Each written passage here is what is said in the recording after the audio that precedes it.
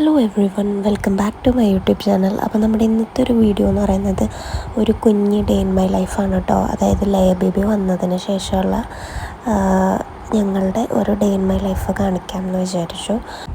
സമയം 5:45 ഇപ്പം ലയനെ ഇടയ്ക്കിടയ്ക്ക് ഫീഡ് ചെയ്യുന്നതുകൊണ്ട് തന്നെ ഒരു 2 hours അല്ലെങ്കിൽ 1 hour ഇടവിട്ടിട്ട് എണീറ്റ് ഫീഡ് ചെയ്യും.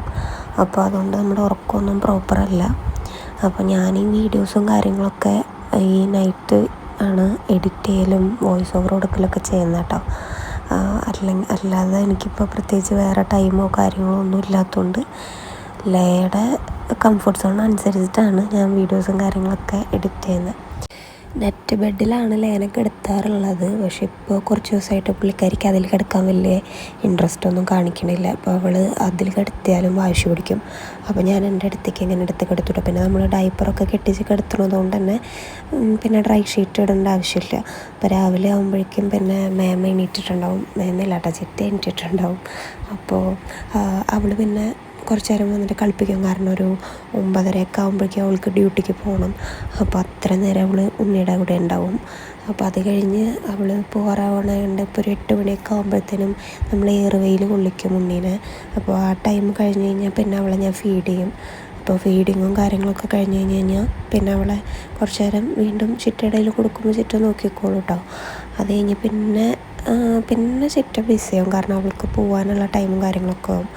അപ്പോൾ അവളെ ചിറ്റെടുത്തിരിക്കണ നേരം കൊണ്ടാണ് ഞാൻ പിന്നെ യൂട്യൂബിൽ വരുന്ന കമൻസും അല്ലെങ്കിൽ ഇൻസ്റ്റാഗ്രാമിലൊക്കെ വരുന്ന മെസ്സേജസിനൊക്കെ റിപ്ലൈ കൊടുക്കണതും അതുപോലെ ഫോണൊക്കെ ഞാൻ എടുക്കുന്നത് ആ ഒരു ടൈമിലാണ് കേട്ടോ. അപ്പം പണ്ട് എപ്പോഴും ഫോണൊക്കെ യൂസ് ചെയ്തുകൊണ്ടിരുന്നിട്ട് ഇപ്പോൾ ലയ വന്നപ്പോൾ ഭയങ്കര ലിമിറ്റഡാണ് ഇതെല്ലാം.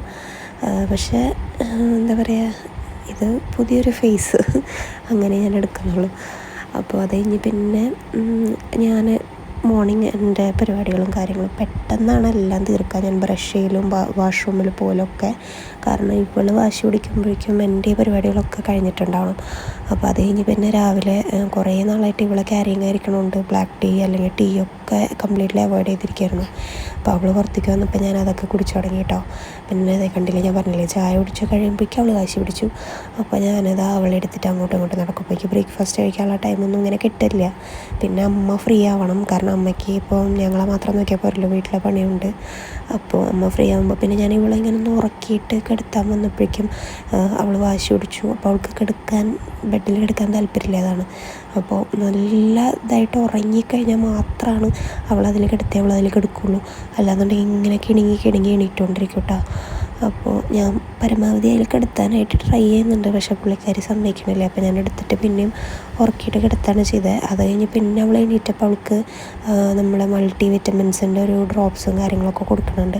അപ്പോൾ അത് കൊടുത്തു കഴിഞ്ഞാൽ പിന്നെ അമ്മമ്മ അവളെ കുളിപ്പിക്കും. അപ്പോൾ അവൾക്ക് ഡെലിവറി കഴിഞ്ഞ് 7 days ആയപ്പോൾ അവളുടെ അംബ്ലിക്കൽ കോഡ് പോയിട്ടുണ്ടായിരുന്നു കേട്ടോ. അപ്പോൾ അവളെ വെന്ത വെളിച്ചെണ്ണ തേച്ചിട്ട് അവളെ കുളിപ്പിക്കൽ 2 ദിവസം നമ്മൾ ആ വെളിച്ചെണ്ണയാണ് യൂസ് ചെയ്ത് കുളിപ്പിക്കണത്. അത് കഴിഞ്ഞ് പിന്നെ അവളെ ഫീഡ് ചെയ്ത് കഴിഞ്ഞാൽ അവളുടെ എന്താ പറയുക ക്രീമും കാര്യങ്ങളൊക്കെ ഇട്ട് കൊടുത്തു കഴിഞ്ഞാൽ അവൾ സൈഡായി കിടന്ന് ഉറങ്ങിക്കോളും കേട്ടോ.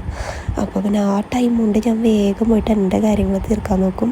അപ്പോൾ ഞാൻ എനിക്ക് ഡെലിവറി സി സെക്ഷനായിരുന്നു. അതുകൊണ്ട് തന്നെ നമുക്കൊരു 1 month കഴിയാണ്ട് എണ്ണ തേച്ച് കുളിയും കാര്യങ്ങളൊന്നും നടക്കില്ല. അപ്പോൾ ഞാൻ മേത്ത് എണ്ണ ഇടലൊന്നുമില്ല. ഹെയറിൽ ഞാൻ ഓയിൽ അപ്ലൈ ചെയ്യാറുണ്ട് കേട്ടോ. അതല്ലാന്നുണ്ടെങ്കിൽ അതിപ്പം നമ്മൾ ഹെയർ ഇങ്ങനെ താഴേക്ക് ഇങ്ങനെ ഇട്ടിട്ട് വാഷ് ചെയ്യണോണ്ട് അതിങ്ങനെ സ്റ്റിച്ചിലേക്കൊന്നും ആവില്ല. പിന്നെ ഷവറിനിടയിൽ ഹെയർ കുളിക്കണോണ്ട് അത് ഇഷ്യൂ ഇല്ല. അപ്പോൾ ഞാൻ ഹെയറിലൊക്കെ നല്ല രീതിയിൽ ഓയിലിട്ടിട്ട് മസാജ് ഞാൻ തന്നെയാണ് ചെയ്യാറുള്ളത്. അത് കഴിഞ്ഞ് അതൊക്കെ ഒന്ന് കെട്ടി വെച്ച് കഴിഞ്ഞാൽ പിന്നെ ഞാൻ ഫുഡ് കഴിക്കും കേട്ടോ. കാരണം നേരത്തെ കഴിക്കാൻ പറ്റിയില്ല, അവൾ വാശി പിടിച്ചല്ലോ. അപ്പോൾ ഞാൻ ഫുഡ് കഴിക്കുക. അതിൻ്റെ വീഡിയോ കാര്യങ്ങളൊന്നും ഞാൻ എടുത്തിട്ടില്ല. കാരണം എല്ലാം പെട്ടെന്നാണ്. അപ്പോൾ അവൾ നല്ല സുഖമായിട്ട് കിടന്നിട്ട് ഉറങ്ങുന്നുണ്ട്. കുളിയൊക്കെ കഴിഞ്ഞ് ഫീഡ് ചെയ്തതാണ് ഞാൻ. അപ്പോൾ കുറച്ച് നേരം ഞാൻ അങ്ങനെ കിടന്നോളും. അവൾ വിശപ്പും കാര്യങ്ങളൊക്കെ മാറിയിട്ടുണ്ടല്ലോ. അപ്പോൾ ആ ടൈം കൊണ്ട് ഞാൻ വേഗം പോയി കുളിച്ചിട്ട് വന്നു. കുളിയും കാര്യങ്ങളൊക്കെ കഴിഞ്ഞ് കഴിഞ്ഞാൽ പിന്നെ ഞാനൊരു ഗ്ലാസ് പാൽ കുടിക്കും. ലയനെ ഫീഡ് ചെയ്യുന്നതുകൊണ്ട് തന്നെ നമ്മുടെ അടുത്ത് ഹോസ്പിറ്റലിൽ നിന്ന് പാലും അതുപോലെ നല്ല രീതിയിൽ വെള്ളമൊക്കെ കുടിക്കാനായിട്ട് പറഞ്ഞിട്ടുണ്ട്. ഒരു 4 liter വെള്ളമെങ്കിലും നമ്മൾ കുടിക്കണം എന്നാണ് ഡോക്ടർ പറഞ്ഞിരിക്കുന്നത് കേട്ടോ. അപ്പോഴാണ് ബ്രസ്റ്റ് മിൽക്കൊക്കെ ഉണ്ടാവുള്ളൂ എന്ന്. അത് കഴിഞ്ഞ് പിന്നെ ഞാൻ എൻ്റെ ഹെയറും കാര്യങ്ങളൊക്കെ ഒന്ന് ജസ്റ്റ് ഒന്ന് തോർത്തി കൊടുത്ത് പിന്നെ നമ്മുടെ ഈ രാസനാദിപ്പൊടി ഉണ്ടല്ലോ, ഈ സംഭവം ഞാനിടും. അത് കഴിഞ്ഞ് പിന്നെ ഞാൻ ഉച്ചയ്ക്ക് ഫുഡൊക്കെ കഴിച്ച് കഴിഞ്ഞപ്പോഴേക്കും ചേട്ടൻ വന്നിട്ടുണ്ടായിരുന്നു. ചേട്ടനിപ്പോൾ ഡെലിവറിയുടെ ലീവിന് വന്നിട്ട് കുറച്ച് ദിവസം നാട്ടിലുണ്ടായിരുന്നു. അപ്പോൾ ഒരു ഉച്ചയാകുമ്പോൾ ചേട്ടൻ വന്നിട്ടുണ്ടായിരുന്നു. പിന്നെ ലയനെ പിന്നെ ചേട്ടൻ നോക്കിക്കോളും, ചേട്ടൻ്റെ കൂടെയാണ് ലയ. അപ്പോൾ അവളങ്ങനെ സുഖമായിട്ട് ഞങ്ങൾ കുറച്ച് നേരം കിടന്നൊക്കെ ഉറങ്ങി. അത് കഴിഞ്ഞ് പിന്നെ എണീറ്റപ്പോൾ പുള്ളിക്കാരി ഭയങ്കര വാശിയായിട്ടാണ്. വാശിയെന്ന് വെച്ച് കഴിഞ്ഞാൽ വേറെ ഒന്നുമല്ല, അവൾക്കിങ്ങനെ യൂറിൻ പാസ് ചെയ്ത് കഴിഞ്ഞാൽ നനഞ്ഞ് കഴിഞ്ഞാൽ അപ്പോൾ അവൾക്ക് വാശി പിടിക്കും, അല്ലെങ്കിൽ വിശന്ന് കഴിഞ്ഞാൽ ഭയങ്കര വാശി, അങ്ങനെയൊക്കെ ഉള്ളൂ. അല്ലാണ്ട് വലിയ വാശിയൊന്നുമില്ല. അത് കഴിഞ്ഞ് കുറച്ച് നേരം കഴിഞ്ഞപ്പോഴേക്കും ലയയുടെ കുഞ്ഞിടാട വന്നിട്ടുണ്ടായിരുന്നു. അപ്പോൾ പിന്നെ അവൻ പിന്നെ ഡെലിവറിയൊക്കെ കഴിഞ്ഞിട്ട് പിന്നെ അപ്പോഴാണ് കാണുന്നത്. പിന്നെ കുറച്ച് കഴിഞ്ഞപ്പോഴേക്കും പപ്പയും മമ്മിയൊക്കെ വന്നു. അപ്പോൾ ഉണ്ണീനെ കണ്ടിട്ട് കുറച്ച് ദിവസമായിട്ടുണ്ട് അവർ ഡിസ്ചാർജ് ആയതിനു ശേഷം. പിന്നെ ഇപ്പോഴാണ് കാണുന്നത്. അപ്പോൾ പിന്നെ ഉണ്ണീനെ കാണാനായിട്ട് വന്നിട്ടുണ്ടായിരുന്നു. അപ്പോൾ ഉണ്ണീനെ കണ്ടുകൊണ്ടിരിക്കുക. ഉണ്ണിയാണെന്നുണ്ടെങ്കിൽ പ്രസവിച്ചപ്പോൾ ഉണ്ടായിരുന്നേക്കാളും കുറച്ചുകൂടെ വെയിറ്റൊക്കെ കുറഞ്ഞു, അവളാകെ വാർന്ന പോലെ ആയിട്ടുണ്ട്. ഇനിയിപ്പോൾ പാലൊക്കെ കുടിച്ച് ഫീഡൊക്കെ ചെയ്ത് സെറ്റായി വരണം. അപ്പോൾ ആ ട്രാക്കിലേക്ക് വരണം. അതുവരെ ഇങ്ങനെയൊക്കെ തന്നെ ആയിരിക്കും. അപ്പം അങ്ങനെ വിശേഷങ്ങളും കാര്യങ്ങളൊക്കെ പറഞ്ഞ് ഇരിക്കുകയാണ്. അത് കഴിയുമ്പോൾ ചേട്ടൻ ഇന്ന് തിരിച്ച് ബാംഗ്ലൂർക്ക് പോകും. അപ്പോൾ ഇവിടെ നിന്ന് നേരെ റെയിൽവേ സ്റ്റേഷനിലേക്കാണ് പോണത്. അപ്പം ചേട്ടൻ അതിൻ്റെ വിഷമവും കാര്യങ്ങളൊക്കെ ഉണ്ട്, പക്ഷേ പറഞ്ഞിട്ട് എന്താ കാര്യം. അപ്പോൾ ഇതാ പോണ നേരം ഇപ്പോഴേക്കും ലയക്ക് ഉമ്മൊക്കെ കൊടുക്കണം. ലയനെ ഭയങ്കര കാര്യമാണ്. അപ്പോൾ പോണ ടൈം ആകുമ്പോഴേക്കും ഭയങ്കര വിഷമമാണ് ആൾക്ക് പോകാനായിട്ട്, പക്ഷേ പോകാണ്ടിരിക്കാൻ പറ്റില്ലല്ലോ.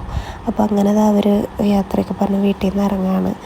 അപ്പം നിങ്ങൾ വിചാരിക്കും ഞാൻ ലയനെ ഏത് നേരം ലയ എന്ന് വിളിക്കുമ്പോൾ അവളുടെ പേര് ലയ എന്നാണ്. പക്ഷേ അവളുടെ റിയൽ നെയിം ലയ എന്നുള്ള അല്ല കേട്ടോ.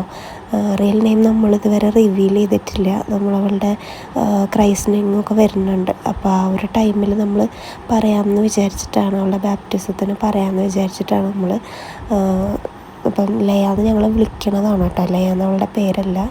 അപ്പോൾ നമ്മുടെ ഇന്നത്തെ വീഡിയോ ഇത്രയേ ഉള്ളൂ. വീഡിയോ ഇഷ്ടപ്പെട്ട് കഴിഞ്ഞാൽ ചാനൽ ലൈക്ക് ചെയ്യാനും സബ്സ്ക്രൈബ് ചെയ്യാനും മറക്കരുത്. അടുത്ത വീഡിയോയിൽ കാണുന്നതുവരെ till then take care, bye by.